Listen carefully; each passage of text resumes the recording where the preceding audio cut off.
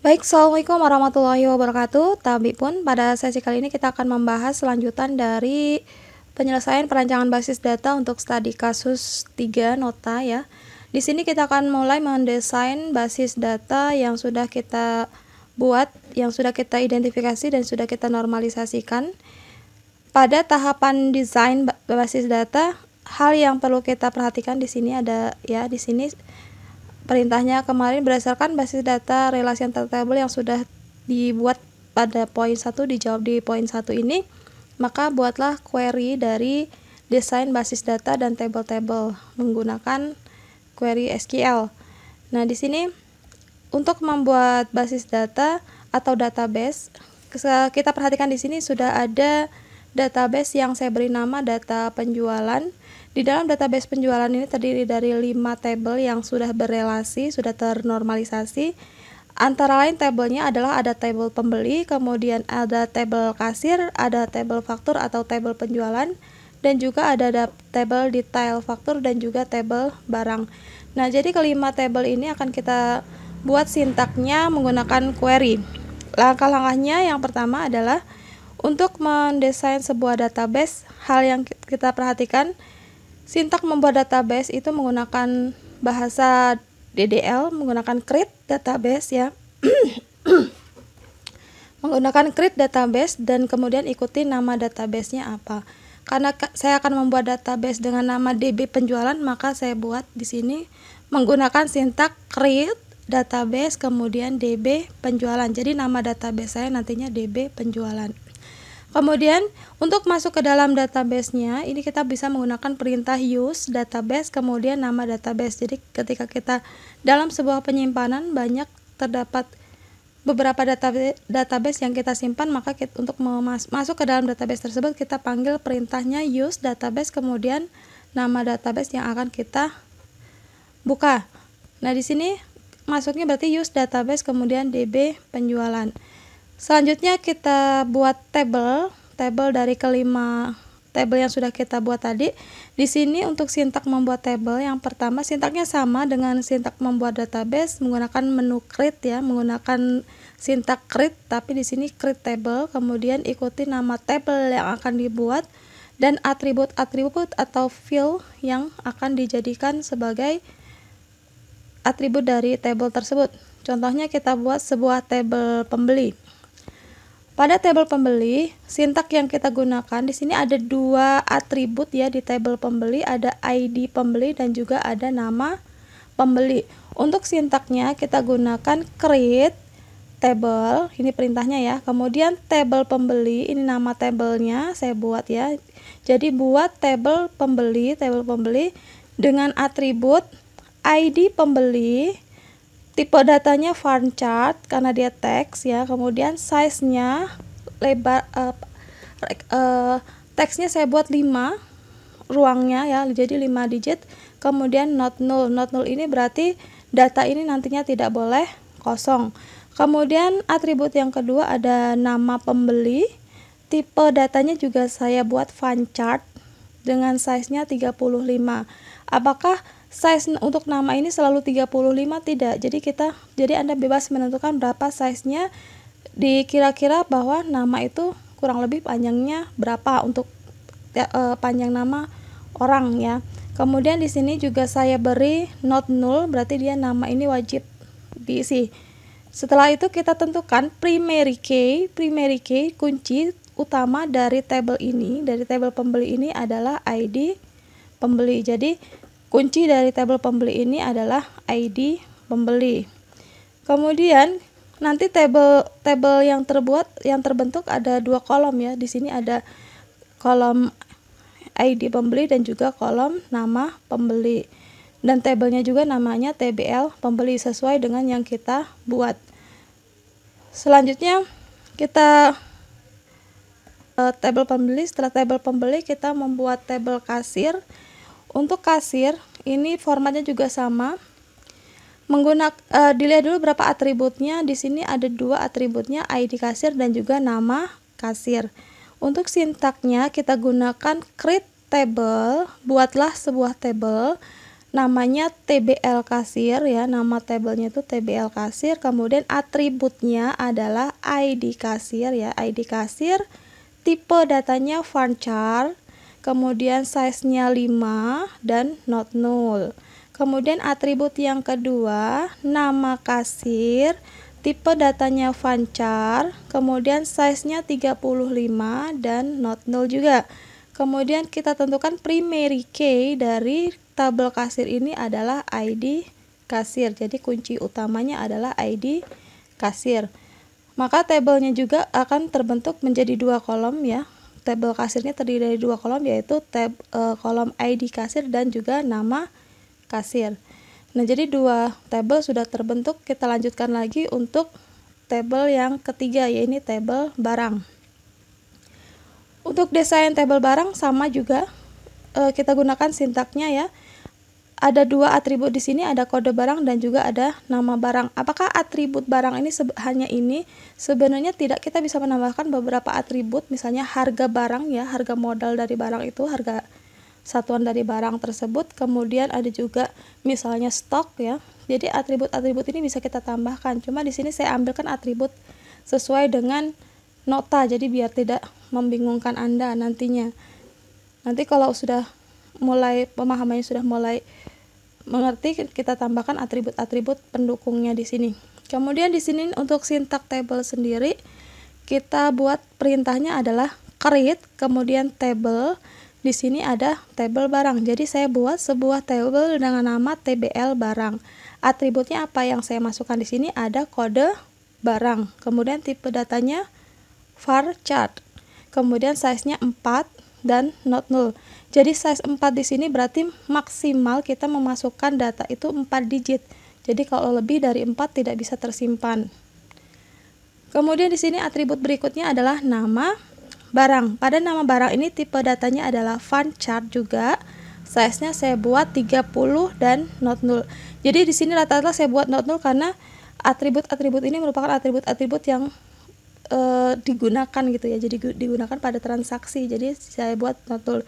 Nanti apakah ada atribut yang tidak diberi not null? Ada, misalnya atribut-atribut pendukung itu bisa saja ketika kita mengisi suatu formulir itu tidak kita kosongkan atau kita abaikan juga bisa ya, karena dia tidak ada perintah di sini harus terisi ya. Seperti kita mengisi sebuah formulir, di situ ada tandanya bahwa formulir yang ditandai dengan tanda bintang misalnya wajib diisi, yang tidak boleh ditinggalkan atau boleh dilewati.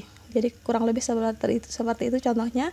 Dan di sini kita tentukan primary key, kunci utama dari tabel barang ya. Dari tabel barang itu adalah kode barang.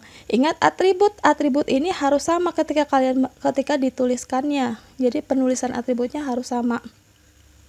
Nah, kolom yang tercipta dari perintah sintak ini ya ada dua, yaitu kolom dengan nama tabel barang, tabelnya, kolomnya ada kode barang dan nama barang. Kemudian kita lanjutkan untuk desain tabel yang keempat, yaitu tabel faktur. Pada tabel faktur formatnya juga sama, ada sedikit perbedaan pada penambahan foreign key ya, kunci tamu untuk dari tabel yang lain ke tabel faktur ini. Misalnya seperti ini. Di sini ada atribut untuk tabel faktur, ini ada 6 ya, 6 atribut yang terdiri dari nomor faktur, tanggal, DP, jatuh tempo, ID pembeli dan ID kasir. Nah, ID pembeli dan ID kasir ini merupakan kunci tamu di tabel faktur. Nanti kaitannya relasi antar tabelnya yang menghubungkan antara tabel pembeli dengan tabel kasir. Di sini sintaknya kita gunakan create table, buat sebuah table dengan nama table faktur ya. Dengan nama table faktur, atributnya apa saja? Kita buat atributnya nomor faktur, tipe datanya varchar, kemudian size-nya saya buat 5 dan ini saya beri penanda not null, tidak boleh kosong, wajib terisi. Kemudian ada tanggal faktur, tipe datanya date ya, tanggal. Kemudian ada DP. DP ini nominalnya uang, jadi saya beri tipe datanya INT. Kemudian ada jatuh tempo, ini tanggal ya, berarti saya buat tipe datanya date. Kemudian ada ID pembeli, tipe datanya fund chart, size-nya 5, dan ID kasir, tipe datanya fund chart, kemudian size-nya 5. Nah, yang perlu diperhatikan adalah di sini. Ketika kita membuat kunci tamu pada tabel faktur ini, kita harus perhatikan atribut dan tipe data serta size dari dari atribut tersebut. Kenapa? Ini harus sama dengan tabel yang sudah kita buat sebelumnya, misalnya di tabel pembeli. Jadi ID pembeli untuk tipe data dan panjangnya rekod ini harus sama dengan yang kita buat di tabel pembeli. Begitu juga dengan kasir. ID kasir di sini tipe data dan size-nya juga harus sama di tabel kasir. Tidak boleh berbeda karena ini adalah relasinya nanti ke tabel tersebut. Kemudian di sini tentukan primary key-nya. Primary key dari tabel faktur di sini adalah nomor faktur. Jadi nomor faktur di sini sebagai primary key. Nah, kemudian kita menghubungkan tabel faktur ini dengan tabel yang lain, dengan tabel kasir dan tabel pembeli. Kita gunakan constraint. Penetapan di sini constraint sebagai foreign key ya. Itu kunci tamu ID pembeli. ID pembeli ini dikunci tamu di tabel faktur. Kunci tamu di tabel faktur ini adalah ID pembeli dengan merujuk pada reference, merujuk pada tabel pembeli, ya, dengan acuannya adalah ID pembeli. Jadi ID pembeli ini akan terhubung menggunakan relasi relasi antar tabel dengan merujuk pada ID pembelinya di nomor faktur sebagai foreign key dan di tabel pembeli sebagai primary key. Begitu juga dengan tabel yang lain, dengan tabel kasir di sini constraint sebagai foreign key ID kasir foreign key di tabel faktur ini ID kasir ya, ID-nya, kemudian merujuk pada tabel kasir dengan primary key-nya ID kasir. Jadi nanti ada tercipta hubungan relasi antar tabelnya di sini. Menempatkan foreign key di tabel faktur dengan memanggil kunci utama di tabel pembeli dan tabel kasir. Maka kolom yang tercipta dari sintak ini ada 6 kolom untuk tabel faktur. Ada nomor faktur, tanggal faktur, DP, jatuh tempo, ID pembeli, dan ID kasir. Selanjutnya tabel yang terakhir ini ada tabel detail faktur. Tabel detail faktur di sini untuk sintaknya kita gunakan sama saja juga. Di sini ada 4 atribut. Perbedaan di sini adalah bahwa kunci utama, nomor faktur dan kode barang ini merupakan kunci utama dari tabel detail. Jadi gabungan dari 2 kunci. Dan ini pun sekaligus menghubungkan foreign key sebagai foreign key untuk tabel-tabel yang terhubung. Jadi nomor faktur ini bisa jadi sekaligus foreign key pada nomor faktur dan juga kode barang. Dan di sini keduanya berfungsi sebagai kunci utama. Nah, di sini membentuk sintaknya adalah kita gunakan create table, buat sebuah table dengan nama TBL detail faktur ya. Atributnya adalah nomor faktur, kemudian tipe datanya fund chart, size-nya 5, not null. Kemudian kode barang, fund chart, size-nya 4, not null. Ingat, ini tadi untuk nomor faktur dan kode barang, tipe data, atribut, dan size-nya harus sama pada tabel yang sudah dibuat sebelumnya. Kemudian jumlah barang, saya gunakan tipe datanya INT, kemudian harga satuan juga INT. Untuk tipe-tipe data silahkan kalian buka lagi materi pada bagian mengenal tipe-tipe data pada aplikasi basis data. Jadi beberapa aplikasi basis data itu memiliki tipe data yang berbeda-beda. Kemudian di sini primary key-nya adalah nomor faktur dan kode barang. Jadi primary key dari tabel ini gabungan dari nomor faktur dan kode barang. Kemudian di sini constraint-nya penghubung antara foreign key nomor faktur. Foreign key di sini adalah nomor faktur ya, yang merujuk pada tabel faktur, yang dihubungkan pada tabel faktur dengan primary key-nya nomor faktur. Di sini juga constraint-nya foreign key kode barang. Sebagai foreign key kode barang di detail faktur ini adalah kode barang yang merujuk pada tabel barang dengan ID dengan primary key-nya kode barang. Jadi nanti hubungan relasinya pada kode-kode ini. Maka tabel yang terbentuk dari sintak ini ada 4 tabel, yaitu ada ada 4 kolom ya.